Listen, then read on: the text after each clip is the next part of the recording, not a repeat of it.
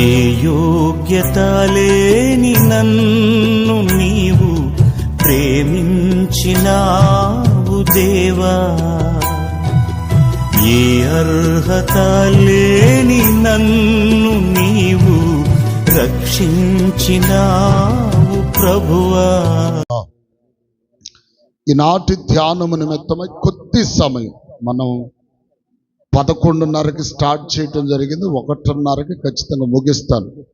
ప్రియులారా, నేను క్లుప్త వాక్యం చెప్పడానికి నరాలు పెట్టేసేస్తాను.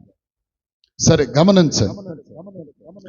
ఆది కాండములు నాటి ధ్యానము నిమిత్తమై మొదటి అధ్యాయం 26, 27, 28 చరణాలు చదువుదాం. దేవుడు తన స్వరూపమందు తన యొక్క పోలిక చొప్పున నరులను చేయుదము, వారు సముద్రపు చేపలను, ఆకాశ పక్షులను, పశువులను, సమస్త భూమిని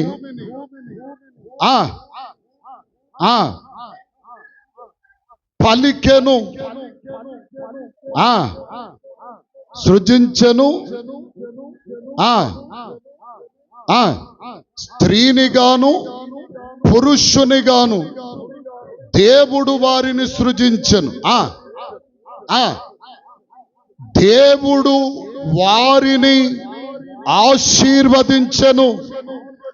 ఎట్లనగా ఫలించి అభివృద్ధి పొంది విస్తరించి భూమిని నిండించమని. దేవునికి స్తోత్రం చెప్పండి గట్టిగా, హల్లెలూయా. ఇది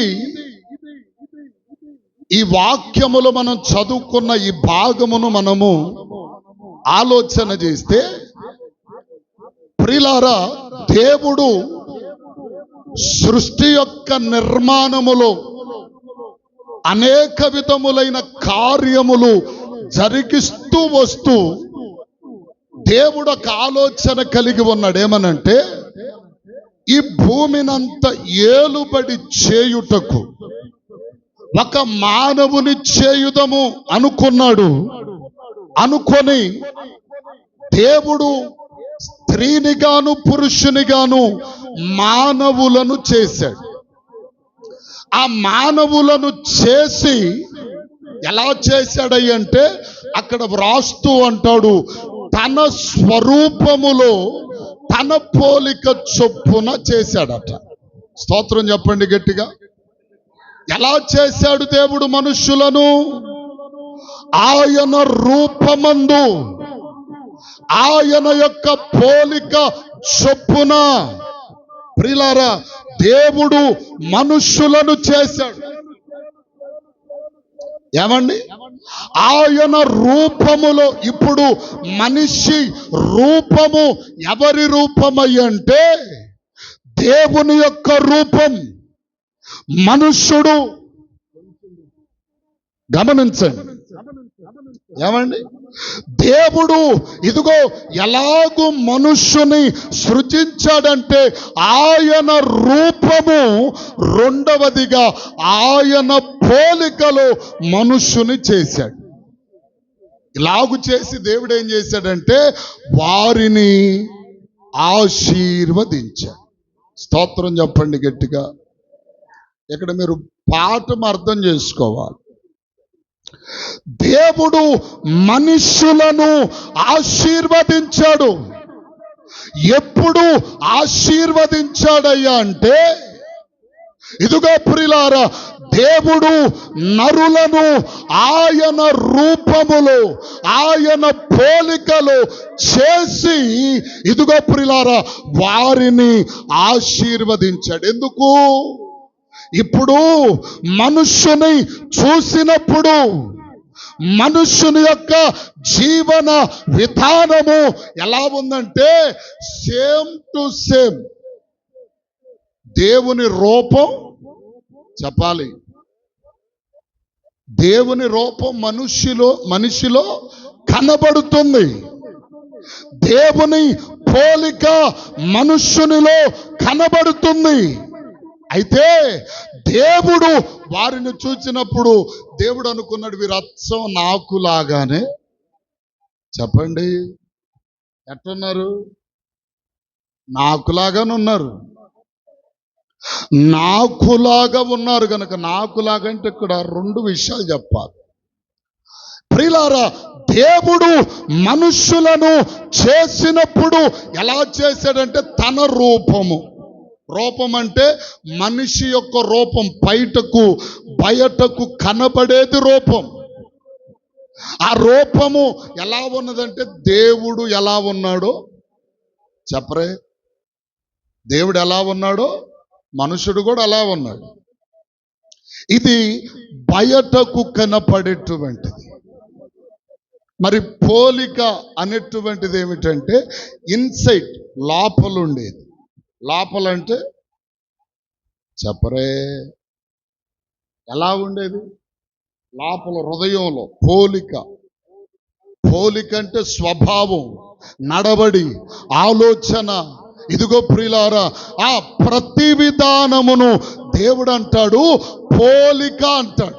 ఈ పోలిక మనుష్యులది చూచినప్పుడు ఎలా ఉంది చెప్పరే? దేవుని పోలిక అంటే దేవుడు మనుష్యుని చేసి అతనిని స్పష్టముగా పరిశీలనగా చూసినప్పుడు మనుష్యునిలో ఎలా కనబడుతుంది పరిస్థితి అంటే, నా హృదయం ఎలాంటిదో మనుష్యుని హృదయం అలాంటిది, నా ఆలోచన లాంటిదో మనుష్యుని యొక్క ఆలోచన లాంటిదే, నా ఉద్దేశములు ఎలాంటివో మనుష్యుల యొక్క ఉద్దేశాలు కూడా అలాంటివే కనుక వారిని ఆశీర్వదించటానికి ఏ విధమైన ఆటంకము దేవుడు కలుగ చేయలేదు. స్తోత్రం చెప్పండి. అంటే దేవుడు ఇప్పుడు మనుష్యుని ఎందుకు ఆశీర్వదించాడంటే, సృజించిన దేవుడు నరులను ఎందుకు ఆశీర్వదించాడంటే, దేవుడు వారిని చూచినప్పుడు ఎలా కనపడ్డారు? ఆయన రూపం, ఆయన పోలిక.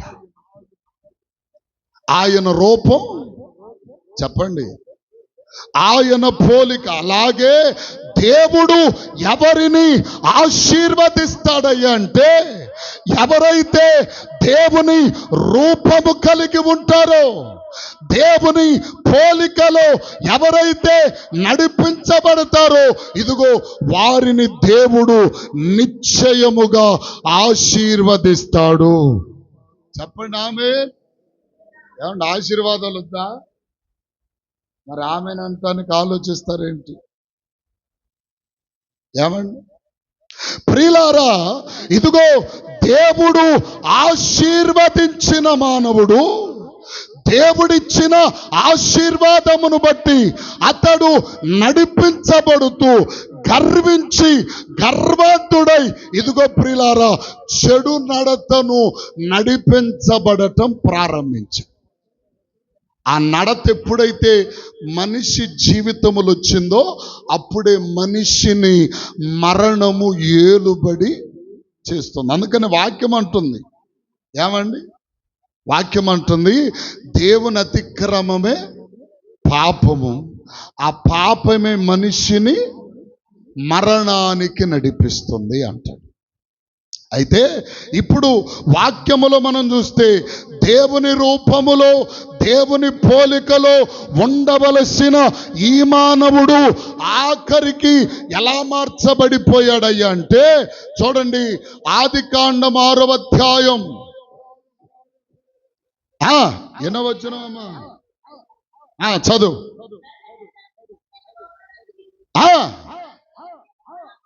వారి యొక్క హృదయపు తలంపులన్నీ కేవలము చెడ్డవైపోయాయి. చాలు. ఏమండి? ఏ దేవుడైతే ఇదిగో నరులను ఆశీర్వదించాడో, ఎలా ఉన్నారని ఆశీర్వదించాడో అదే దేవుడు అంటున్నాడేమని చెప్పరే. ఇప్పుడు చాలా మంది మనం అనుకుంటాం, చాలా మంది ఒక నోటితో ఆ వ్యక్తి చాలా మంచివాడని పలికేది మనమే, ఆ వ్యక్తి చాలా దుర్మార్గుడని పలికేది మనమే. రెండు ధోరణులు మన నోటిలో నుండే వస్తాయి. కారణం ఏంటి? కారణం ఏంటి? మన కార్యక్రమములను బట్టి. అలాగే ఇప్పుడు దేవుడు కూడా అంటాడు ఏమనంటే, నరుల యొక్క చెడుతనము భూమి మీద గొప్పదైపోయింది. ఒకప్పుడు దేవుని పోలికలో ఉండినటువంటి ఈ మనుష్యుడు, దేవుని రూపమును కలిగినటువంటి ఈ మనుష్యుడు చివర స్థాయిలోనికి ఎలా వచ్చేసాడంటే చెడుతనములోనికి వచ్చేసాడు. ఆలోచన చెడుతనములోనికి వచ్చేసింది. ఇప్పుడు దేవుడు లోకములో ఉన్న నరులను చూచినప్పుడు సంతాపపడే స్థితిలోనికి, స్తోత్రం చెప్పండి గట్టిగా, అయ్యో ఒకప్పుడు ఆశీర్వదించబడిన ఇతడే, ఒకప్పుడు నా రూపమును నా పోలికను కలిగి ఉన్న ఈ మనుష్యుడే ఇప్పుడు చెడుతనముతో నింపబడిపోయాడు, పాపములో పడిపోయాడు, నాకు వ్యతిరేకుడైపోయాడు. నా రూపము నా పోలిక మనుష్యుడు కోల్పోయాడు. ఏమండి?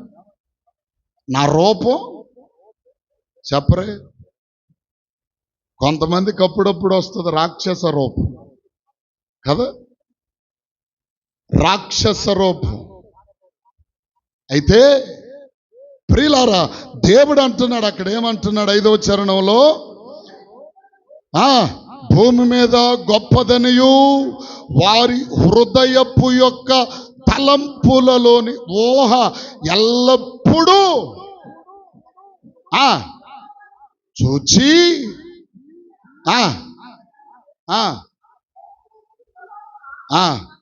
సంతాపపడ్డాడు. సంతాపం ఉంది హృదయంలో. ఎందుకు? ఒకప్పుడయ్యా మీరు బాగున్నావు, నేను నిన్ను ఆశీర్వదిస్తా, నీ రూపము నా రూపమే, నీ పోలిక నా పోలికే అని ఆశీర్వదించిన దేవుడు మరల అదే దేవుడు నరులను చూచినప్పుడు ఎలా ఉన్నారట? ఎలా ఉన్నారు? దేవునికే దుఃఖము కలిగించేవారిగా ఉన్నారు. కారణం ఆలోచన చెడ్డదైపోయింది, తలంపులు చెడ్డవైపోయింది. ముఖరూపాలు ఎలా ఉంటాయి గమనించండి. ఒక పాస్టర్ గారట, ఒక పాస్టర్ గారు ఒక ఆర్టిస్ట్ దగ్గరికి వెళ్ళాడు, పెయింటర్ దగ్గరికి వెళ్ళి, అయ్యా పెయింటర్ గారు నాకు ఒక బొమ్మ ఆర్ట్ గీసి ఇవ్వాలి అని చెప్పాడు. చెబితే సరే పాస్టర్ గారు ఏ బొమ్మ గీయాలి అంటే, యేసు ప్రభు రొట్టె విరిచేటప్పుడు 12 మంది శిష్యులు కూర్చున్నటువంటి చెప్పాలి ఆ బల్ల, ఆ 12 మంది శిష్యులు, యేసు ప్రభు బొమ్మ, ఇవన్నీ కూడా గీయాలయ్యా, చర్చిలో పెట్టుకుంటాను అన్నాడట. సరేనండి అని చెప్పి ఆ పాస్టర్ గారి మాటను బట్టి ఇతడు ఫోటోలు గీయటం ప్రారంభించాడు. ప్రారంభిస్తే మొట్టమొదటికి యేసు ప్రభు రూపమునకు ఎవరు సెట్ అవుతారో వాళ్ళను పిలిచాడు. ఆయన రూపం చూస్తే దేనంగా, అమాయకత్వంగా, ఏమంటే చాలా యేసు ప్రభువును చూసినట్లే కనపడుతున్నట్లుగా ఆయన రూపం. చర్చిలో ఉన్న ప్రజలనే పిలిచి చూసి, ఇది యేసు ప్రభువుకి సెట్ అవుతాడు, ఈయన యాకోబుకు సెట్ అవుతాడు, ఈయన యోహానుకు సెట్ అవుతాడు, ఈయన పేతురుకు సెట్ అవుతాడు అని ఒక్కొక్కరు ఫోటోలు గీస్తే ఆఖరికి యూదా ఇస్కరియోతు రూపం కలిగిన ఫోటో కనపడలే. ఏది కనపడలే?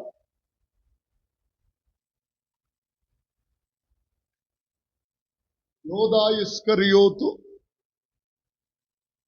ఫోటో గీయటానికి ఆ ఫేస్ కట్టు ఎవరి సెట్ అవ్వాల. సెట్ అవ్వకపోయేసరికి ఆ ఫోటో ఎవరి రూపమైతే మ్యాచ్ అవుతుందని ఆ పెయింటర్ తిరిగాడు. చాలా రోజులు పట్టిన తర్వాత హఠాత్తుగా ఒక వ్యక్తి కనిపించాడు. ఆ వ్యక్తిని తీసుకొచ్చి కూర్చోబెట్టాడు. అయ్యా కాసేపు ఉండు, నీ ముఖ రూపాన్ని నేను గీసుకుంటాను అన్నాడు. చాలే ఊరుకో, మొన్న యేసు ప్రభు బొమ్మ నాదే వేసింది అన్నాడు. ఏ బొమ్మ? మొన్న నువ్వు గీసావు చూడు, పప్పరదంగా నా ఫోటో గీసినప్పుడు యేసు ప్రభు రూపమునకు నీ రూపము సరిగ్గా మ్యాచ్ అవుతుందని నీవు ఆ ఫోటోను గీసావు. మరలా తీసుకొచ్చి నన్నే యూదా ఇస్కరియోతు గెటప్ గేస్తావేంటి అన్నాడు. అంటే ఆయన రూపంలో ఏమైంది? మార్పులు వచ్చాయి. భక్తి పరాభం తగ్గిపోయింది, విశ్వాసం తగ్గిపోయింది, దేవునిలో ఉండవలసిన ఆ నైపుణ్యతలు, ఆ విధానములు తగ్గిపోయాయి. కాబట్టే దేవుని సన్నిధిలో యేసు ప్రభువుకు చెట్టైనప్పుడు ఇప్పుడు చాలా మంది జీవితాల్లో, దైవ బిడ్డలమైన జీవితాల్లో క్రొత్త సమయంలో క్రొత్తగా మార్పునుంది. కొత్తగా దేవునిలోనికి వచ్చిన తర్వాత మన ముఖాలు దేదీప్యమానముగా వెలిగించబడతాయి. కానీ కొంతకాలం భక్తి చల్లారిపోద్ది. చూశారా? ఈ జుట్టు అంతా ఎట్ట ఉండి పొద్దున్నే చూడంగానే దెయ్యాలే కనపడతాయి ముఖాల్లో. హల్లెలూయా. నిజం. మా చిన్నోడు బాగా చిన్నపిల్లోడు. రాత్రి వచ్చింది మా ఇంటికి మా మేనత్త గారి కోళ్ళం చెల్లిలే. ఆ అమ్మాయి జుట్టు బాగా ఎక్కువగా ఉంటుంది, గిరజాల ఇంటికి ఎంత అనిసి దువ్వినా కానీ ఎలుగుతాను ఉంటాయి, ఇటు రెండు కొమ్ముల్లాగా ఎలుగుతాయి. వీడు చిన్నపిల్లోడు. ఏమండి, హఠాత్తుకు తీసుకెళ్ళి చూపించింది పాస్టమ్మ గారు. బ్యాన్ తెరిచాడు. పిల్లలు కొంతమందిని చూసినప్పుడు ఏడుస్తారు, చూసారా? వాళ్ళ రూపంలో దెయ్యాల రూపాలు కనపడి. నిజమే. ఏమండి, ఇప్పుడు కూడా ఒరే నన్ను చూసి భయపడ్డావు నువ్వు ఆ రోజు అంటుంది, రాత్రి కూడా అంటుంది. గమనించండి ప్రియులారా. అందుకనే భక్తిలో వేడి చల్లారిపోయిన తర్వాత మన జీవితం ఏమైపోతుంది చెప్పరే? ఒకప్పుడు ప్రభులాగానే ఉన్నాం, ఒకప్పుడే సుప్రభులాగా ఉన్నాం, మరియమ్మ తల్లులాగా ఉన్నాం. ఇప్పుడు మాత్రం చెప్పరే, ఒకప్పుడే మరియమ్మ తల్లులమే మనం, ఒకప్పుడే సుప్రభులమే. ఇప్పుడు మాత్రం ఇస్కరియోతుల వలె, లేక ఇదిగో ప్రియులారా భయంకరమైనటువంటి ఇదిగో యెజబెలు స్వభావము కలిగిన స్త్రీల వలె కనబడుతుంది. కారణం ఏంటంటే మనలో దైవత్వములో ఉన్న ఆ క్వాంటిటీ ఏమైపోయింది? తగ్గిపోతుంది. ఏమండి, క్వాంటిటీ ఏమైపోతుంది చెప్పరే? మా అమ్మాయి మొన్న బాప్తీసం తీసుకుంది కొత్తగా. మన బాప్తీసం తీసుకుంది. ఈ విషయం చాలా ఇబ్బందికరమే, కానీ దేవుళ్ళకి వెళ్ళింది, సంతోషం. ఇంకొక మాట చెప్తున్నాను. ఈ భక్తి మునిగిన 2 రోజులు కాదు నేను అనేది, మునిగిన 2 రోజులు. నీ ముఖం నువ్వేంటి 2 రోజులు ఉండేది? జీవితకాలం దేవుని కొరకు సత్య వరకు నిజంగా నిలబడి బ్రతకగలగాలి. అది నిజమైన దేవుని బిడ్డగా కలిగి ఉండవలసిన అర్హత. మునగంగానే కొత్త ఆత్మ వచ్చేసింది. ఆ అమ్మాయి కాదు, అందరికి వచ్చేది అదే. కొత్త ఆత్మ వచ్చేసింది. క్రొత్తగా ఆ 4 రోజులు ఆ వేడి ఉన్నంత కాలం ఎలా ఉంటారంటే ఆత్మీయతలో, భక్తిలో, ప్రార్థనలో, విశ్వాసములో ఒక స్టాండర్డ్ మీద నిలబడతారు. కొంతకాలం అయిన తర్వాత నీళ్లు లేకపోయే, చెంబే లేకపోయే. ఏమండి, నీళ్లు లేవు, చెంబు లేదు, ఇదే పరిస్థితి. అలాగు కాదు ప్రియులారా, ఇదిగో దేవుడు మనలను చూచినప్పుడు, మనలను పరిశీలనగా చూచినప్పుడు, ఇదిగో రూపము, దేవుని రూపము కనబడాలి, పోలిక దేవుని పోలిక కనపడాలి.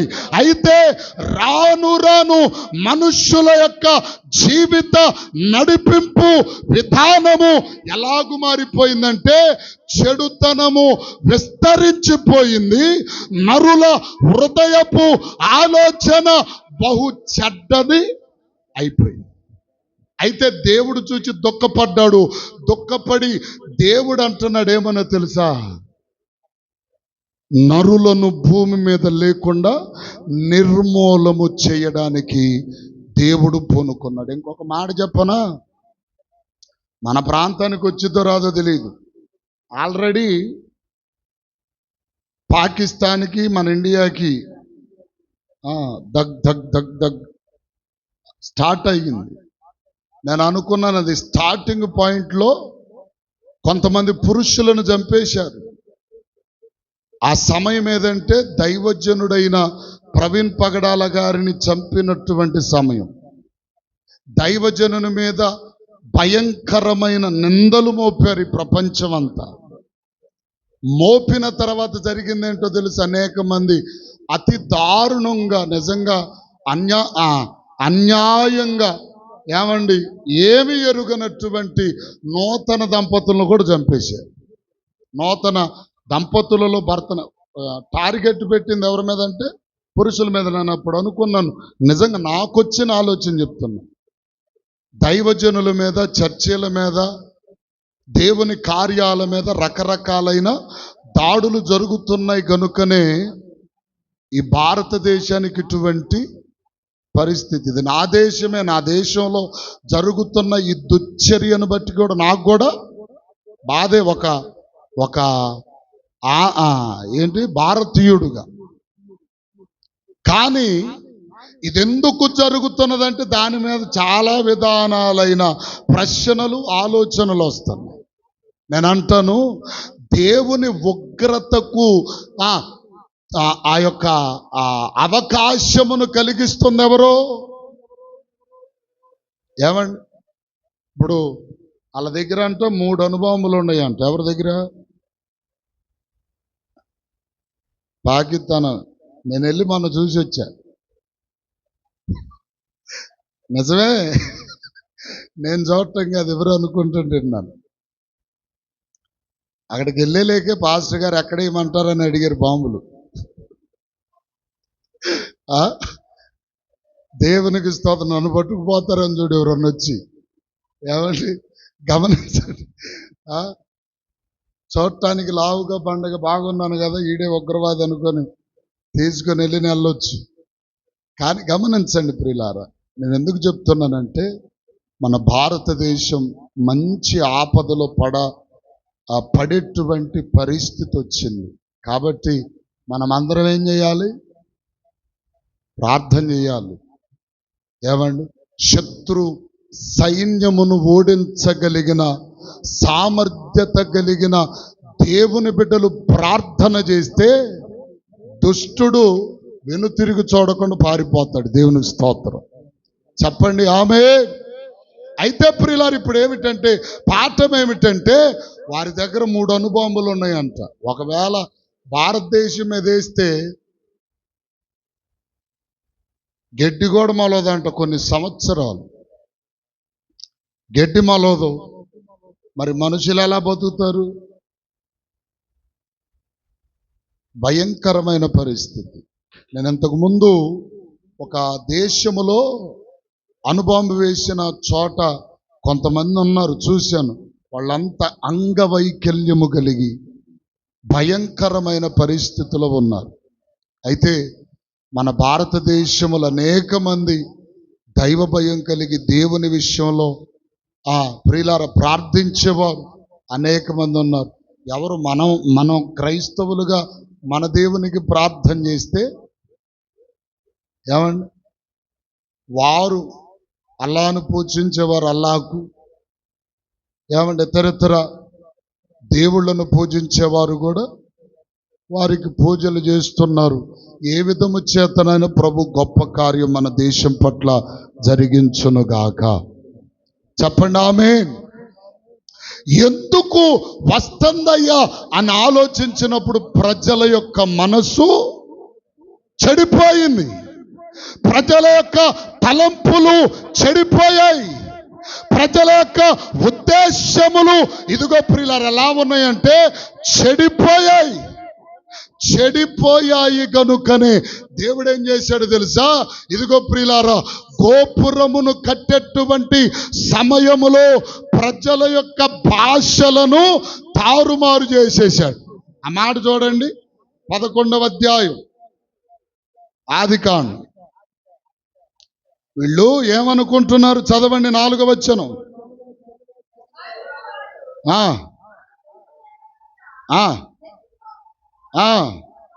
ఒక పట్టణాన్ని కట్టి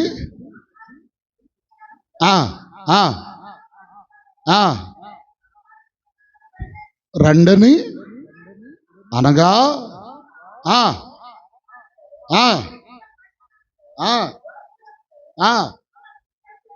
ఇగ్గి వచ్చాడు. జనం ఒక్కటే, వారికి అందరికి భాష ఒక్కటే.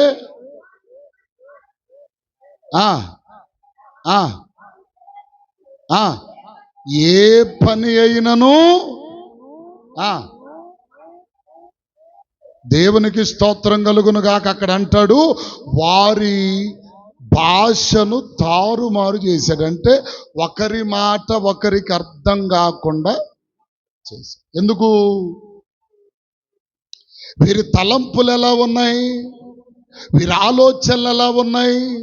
ఇదిగో సృజించి జీవమిచ్చి పెంచి పోషించుచు బ్రతికించుచున్న దేవుని నామమును ఘనపరచి ఆయన పేరును గొప్ప చేయవలసిన ఈ మనుష్యుడు ఎలాగ మారాడంటే నాకు నేను పేరు సంపాదించుకోవాలి, గోపురాన్ని కట్టుకొని మనము పేరు సంపాదించుకుందాం అనుకున్నారంటే వీళ్ళలో ఏమొచ్చింది చెప్పండి? నేను చెప్పరే,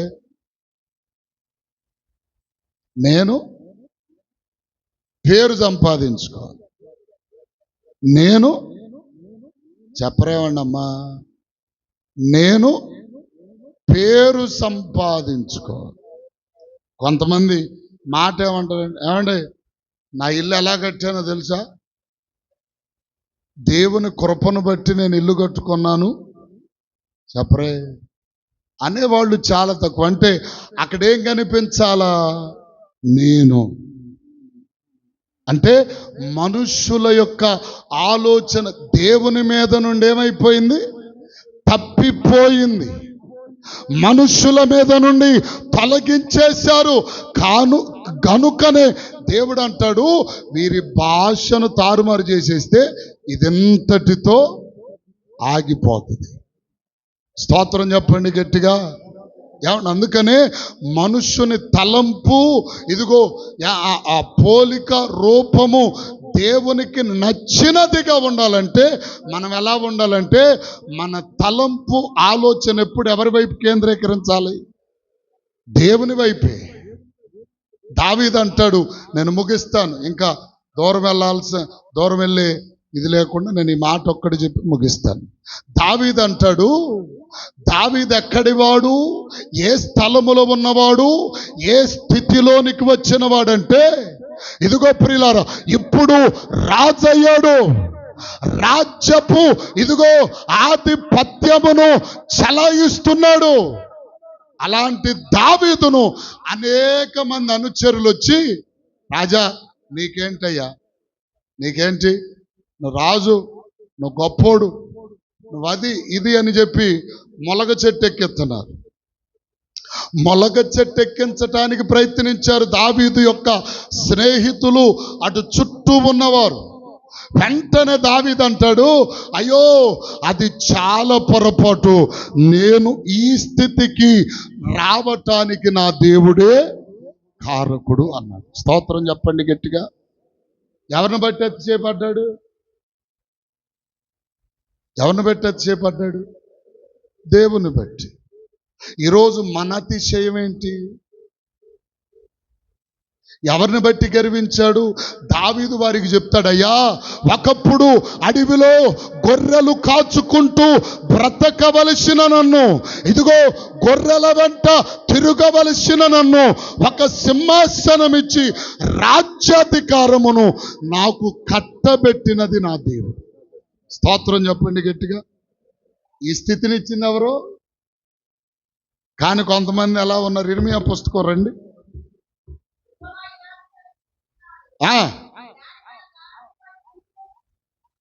పేజీ నంబర్ చెప్పమ్మా. పేజీ నంబర్ చదువు, ఇప్పుడు చదువు. 6:36. యెహోవా ఇలాగు సెలవిచ్చుచున్నాడు,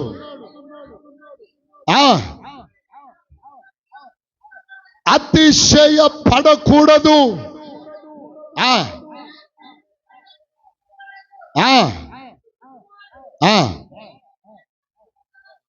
అనగా భూమి మీద కృప చూపుచు నీతి న్యాయములు జరిగించుచున్న యెహోవాను నేనే అని గ్రహించి అతిశయపడాలి. స్తోత్రం చెప్పండి గట్టిగా. నా బ్రతుకు కారణం ఎవరు? మనందరి బ్రతుకు కారణం ఎవరు? దేవుడే. మరి తినడానికి కారణం ఎవరు? తలకు పోసుకోవటానికి కారణం ఎవరు? చెప్పరే. ఆదివారం వచ్చిందంటే శుభ్రంగా రెడీ అయ్యి మంచి బట్టలు కట్టుకొని బైబిల్ సంకన వేసుకొని దేవుని మందిరంలో కూర్చోటానికి కారకుడెవరు? కానీ దేవుడే కారకుడైతే మనుషుడే ఏటిని బట్టి అతిశయిస్తాడు? జ్ఞానమును బట్టి. జ్ఞానం, నాకు చాలా తెలివి ఉంది. రెండోది ఏమండి? శూరుడు బలాన్ని బట్టి కొంతమంది అతిశయపడదు, కొంతమంది ఐశ్వర్యమును బట్టి, ఇలాగ చాలా విధాలుగా అతిశయపడుతున్నారు. అందుకనే నరుల ఆలోచన చెడ్డది. దేవుడిచ్చినది మనము సమృద్ధిగా ఆశీర్వాదకరముగా ఉండడానికి దేవునికి లోబడి మనం జీవిస్తే దేవుడు మనల్ని చూస్తాడు. దినవృత్తాంతముల పుస్తకములోనే 16వ అధ్యాయములో వ్రాస్తూ అంటాడు, 2వ దినవృత్తాంతములు అనుకుంటాను, అక్కడ అంటాడు, ఏమండి ఒక్క నిమిషం,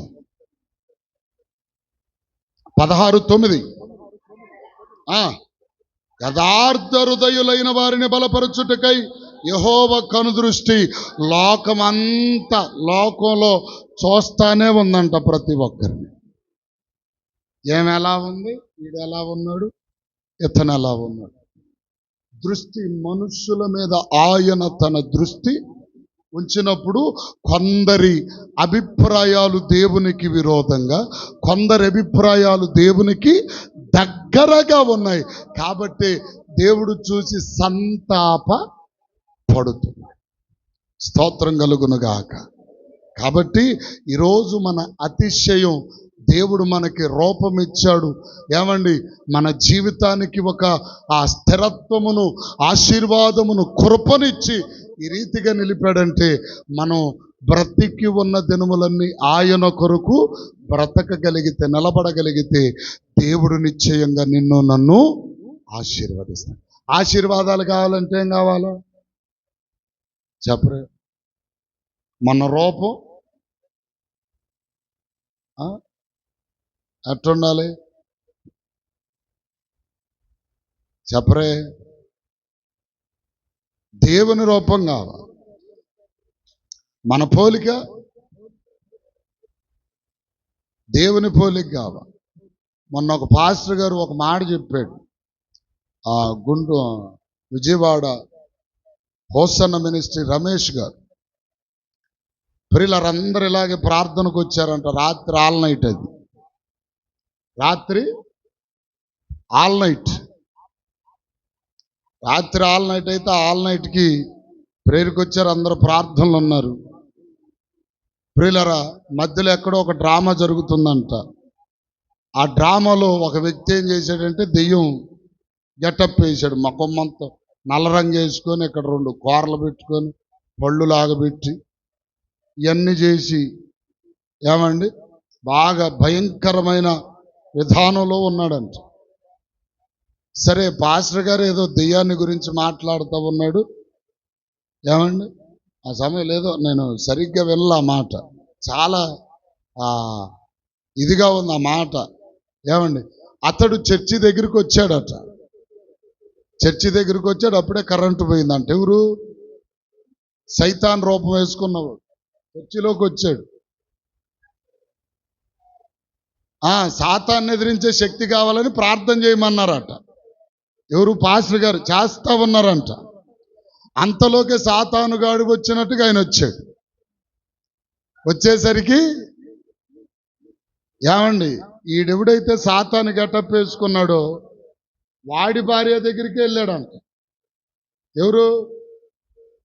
ఈ గెటప్ వేసుకున్నాడు. అయ్యా అని చెప్పి ఆయనతోనే అంటుందంట, మా ఆయన్ని నన్ను పట్టుకుపోక మా ఆయన్ని తీసుకెళ్ళు, ఆ సైతానోడు వాడు దుర్మార్గుడు అని చెప్పి ఆయనతోనే చెబుతుందంట.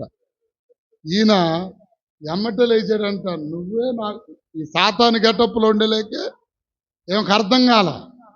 వాళ్ళ ఆయన అనుకోవాలా, మొత్తం ఈయనకే చెప్పింది. చెప్పేలేకే నన్ను చచ్చిపోమని కోరతావా, మా ఆయన్ని తీసుకెళ్ళమని నన్నే కోరతావా, నేను నీ భర్తనైతే నన్ను చావమని డైరెక్ట్గా నాకే చెబుతామని ఎదల కొట్టాడంటే ఈ సైజు కర్ర తీసుకొని అక్కడే చర్చిలో. ఏమండి అట్లాగే మనం కూడా దేవుని బిడ్డలం గనక దేవుడు తన ఆశీర్వాదాలు మన మీద కుమ్మరించటానికి ఇష్టపడుతున్నాడు. ఏమండి అందుకనే వాక్యములో పేతురుపత్రికలు అంటాడు, ఆశీర్వాదమునకు పాత్రులగుటకు నేను మిమ్ములను పిలచి తిని. మనల్ని దేవుడు ఎందుకు పిలిచాడు? ఆశీర్వాదాన్ని. కొంతమంది ఏం చేస్తున్నారంటే ఆశీర్వాదాలు సులువుగా కోల్పోతా ఉన్నారు. కాబట్టి దేవుడిచ్చే ఉచితమైన ఆశీర్వాదమును, ఆరోగ్యమును, సుఖ జీవితమును మనమే చాలా మంది ఏం చేసుకుంటున్నామంటే పోగొట్టుకుంటున్నాం. అలాగూ పోగొట్టుకోకుండా ఉండునట్లు మనం ఏం చేయాలంటే ఆయన రూపము, ఆయన పోలిక కలిగి మనం జీవిస్తే దేవుడు తన ఆశీర్వాదాన్ని సమృద్ధిగా మన మీద కుమ్మరిస్తాడు. అట్టి కృప దేవుడు మనకిచ్చునుగాక. అట్టి కృపలో ప్రభు మనలో నిలుపునుగాక. అట్టి అభిషేక వైరాగ్యం ప్రభు మనందరి జీవితాలను అనుగ్రహించి నడిపించునుగాక.